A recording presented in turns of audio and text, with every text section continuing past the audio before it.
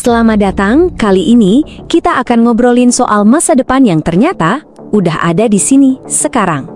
Kita akan menyelami sebuah dunia di mana jejak digital kita bukan lagi sekedar kenangan, tapi bisa jadi benih untuk kehidupan kita setelah kita tiada. Coba renungkan sebentar pertanyaan ini.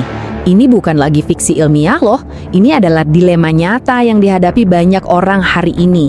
Dan inilah inti dari semua pembahasan kita. Oke, kita mulai dari dasarnya dulu ya. Setiap klik, setiap foto yang kita unggah, setiap pesan yang kita kirim, sadar atau enggak, semua itu lagi ngebangun yang namanya keabadian digital. Dulu kita mungkin mikir itu cuma data sesaat, tapi sekarang semua itu membentuk arsip permanen tentang siapa diri kita. Nah, ini dia poin kuncinya. Semua data pribadi yang kita kumpulin seumur hidup itu sekarang jadi semacam bahan bakar. Bahan bakar untuk sebuah teknologi baru yang bukan cuma revolusioner tapi juga sangat kontroversial. Dulu kita mungkin cuma nonton di serial kayak Black Mirror, di mana AI bisa niruin orang yang udah meninggal. Rasanya jauh banget kan? Nah, sekarang itu udah jadi kenyataan komersial. Teknologi ini beneran ada dan mulai mengubah cara kita memandang duka dan kehilangan. Jadi secara teknis ini disebut hantu generatif atau lebih gampangnya deadbot. Ini pada dasarnya adalah simulasi AI yang dilatih pakai semua data digital seseorang supaya bisa ngobrol dan bertingkah laku seolah-olah dia adalah orang yang udah tiada itu. Coba deh lihat seberapa cepat teknologi ini berkembang. Mulai dari proyek pribadi kayak bot roman di 2016, terus melesat ke momen yang viral di Indonesia pas Avatar Nike Ardila manggung lagi, sampai puncaknya dipakai di pengadilan di Amerika. Gila kan? Perkembangannya benar-benar pesat banget. Nah, ini yang membawa kita ke pertanyaan yang paling dalam dan paling personal.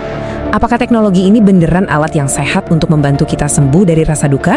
Atau jangan-jangan ini cuma jebakan delusi yang bikin kita makin susah buat move on? Di sini para ahli terbelah. Di satu sisi ada yang bilang ngobrol sama deadbot ini bisa bantu kita menjaga ikatan batin. Jadi semacam cara modern untuk ngobrol di samping makam gitu. Bisa bantu ngelepasin duka pelan-pelan. Tapi di sisi lain resikonya gede banget. Kita bisa jadi ketergantungan sama mesin, dan itu justru bisa ngejebak kita dalam duka yang gak selesai-selesai. Dan ini nyambung ke kekhawatiran etis yang lebih dalam lagi. Coba deh dengerin kutipan ini. Ketika rasa duka, salah satu pengalaman manusia yang paling rapuh, diubah jadi produk atau layanan yang bisa dijual, di mana batasnya? Ini bisa jadi semacam eksploitasi emosional. Oke, masalahnya nggak berhenti di situ. Sekarang kita geser fokusnya, bukan lagi ke orang yang ditinggalkan, tapi ke hak-hak orang yang dihidupkan kembali secara digital. Seringkali tanpa persetujuan mereka sama sekali. Dan ternyata kalau kita lihat datanya, jawabannya cukup jelas. Mayoritas orang, hampir 60%, percaya kalau kita nggak bisa seenaknya membangkitkan seseorang secara digital. Harus ada izin yang jelas, yang tertulis, yang diberikan waktu mereka masih hidup. Tanpa itu, kita melanggar otonomi mereka. Jadi, kalaupun kita mau melakukan ini dengan benar, ada beberapa aturan main yang nggak bisa ditawar. Izin sebelum meninggal itu kuncinya. Penggunaannya harus transparan, tujuannya jelas untuk mengenang, bukan buat bikin cerita baru. Dan yang paling penting, kendalinya harus di tangan keluarga, bukan di tangan perusahaan teknologi. Oke, dari etika, sekarang kita pindah ke hukum. Karena, ya gitu, teknologi selalu lari lebih kencang dari peraturannya. Ini menciptakan area abu-abu yang bahaya. Siapa sebetulnya yang punya hak atas diri digital kita setelah kita meninggal? Di Indonesia, situasinya jelas banget. Kita ada di dalam Rex vakum alias kekosongan hukum. Belum ada undang-undang yang spesifik mengatur soal warisan digital. UU ITE dan UU Perlindungan Data Pribadi itu nggak dirancang buat era deadbot ini. Akibatnya, keluarga yang ditinggalkan nggak punya hak hukum yang jelas atas data digital orang yang mereka sayangi.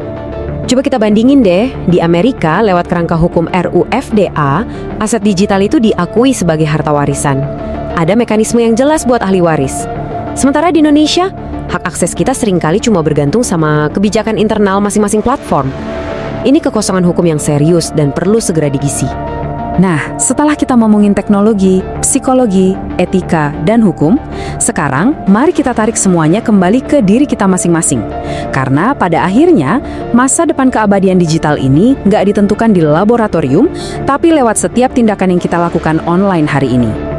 Coba bayangin, setiap obrolan, setiap kata yang pernah kamu ketik di chat, lalu setiap rekaman suara, setiap voice note yang pernah kamu kirim.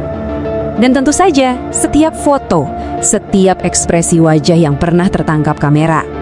Yah, semua itu, semua jejak kehidupan digital kita, itulah bahan bakar untuk keabadian digital kita masing-masing. Jadi, pertanyaannya sekarang bukan lagi mungkin atau tidak, tapi kapan?